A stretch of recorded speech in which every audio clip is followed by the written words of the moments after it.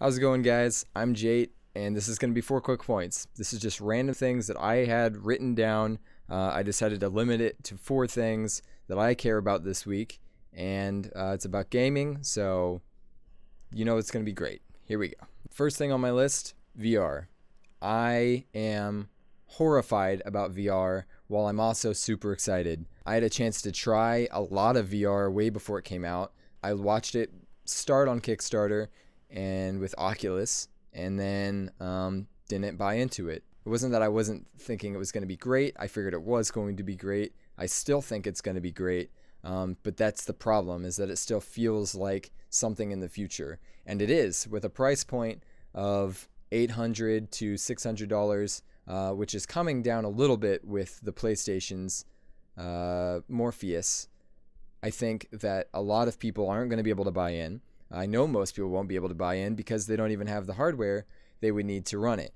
So it's a future thing. Now, the problem is that it's currently available, and it is now a consumer product. But if a consumer product doesn't catch on, then it's not going to entice people that are making games to want to make games for them, and that's a problem. Kinect is a great example, where Kinect games didn't take off really until it was a product that everybody had. Probably not that great of an example because there still really aren't any good Kinect games.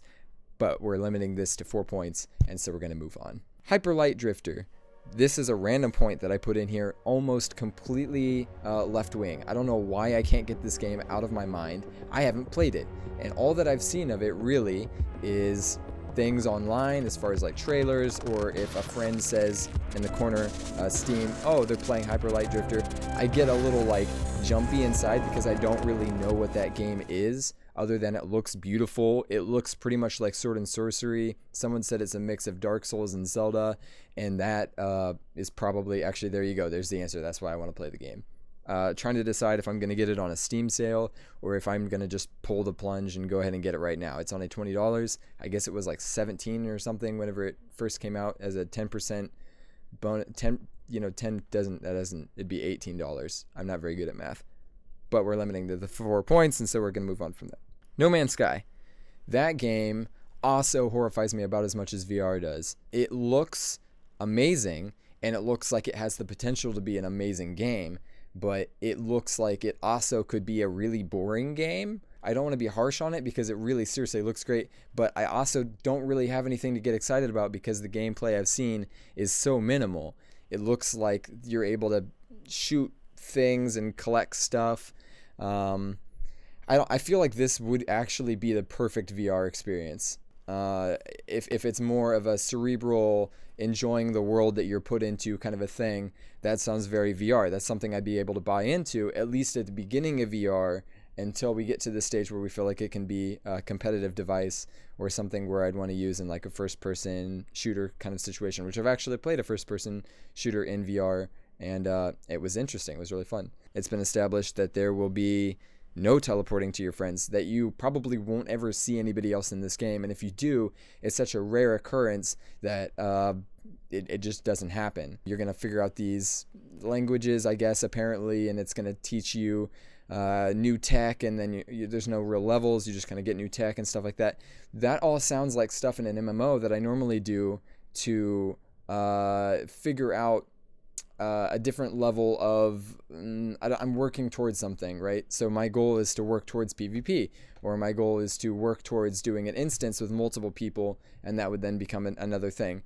I feel like other than me making videos and showing that I'm playing the game and showing the level that I'm at and posting pictures on Facebook or whatever, I'm still longing for that kind of interactivity with other people. And if I'm not going to get that in the game, then I worry for its success.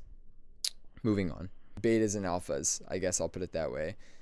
I felt like before now, people were just accepting the fact that things were early access, and now we've kind of come away from that because of how bad early access games became. A lot of them didn't actually come through, they just took your money and then they left.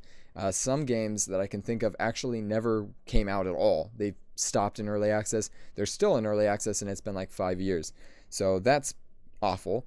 But there are a lot of betas and alphas, and these are from companies that like we expect good products from. And so I just got a couple of them here. Paragon Overwatch, which I think most people are very looking forward to, and I can't see how that one's going to fail. Battleborn, Doom obviously has a huge history, and please post in the comments under this video on Facebook in the Gamechurch City which beta or alpha you're most looking forward to, or if there's one that I didn't list, please list it. I will try to try them all. I'm going to have to just struggle on Twitter asking for keys like I normally do. Anyway, I'm Jate. This has been 4 Points. Peace out.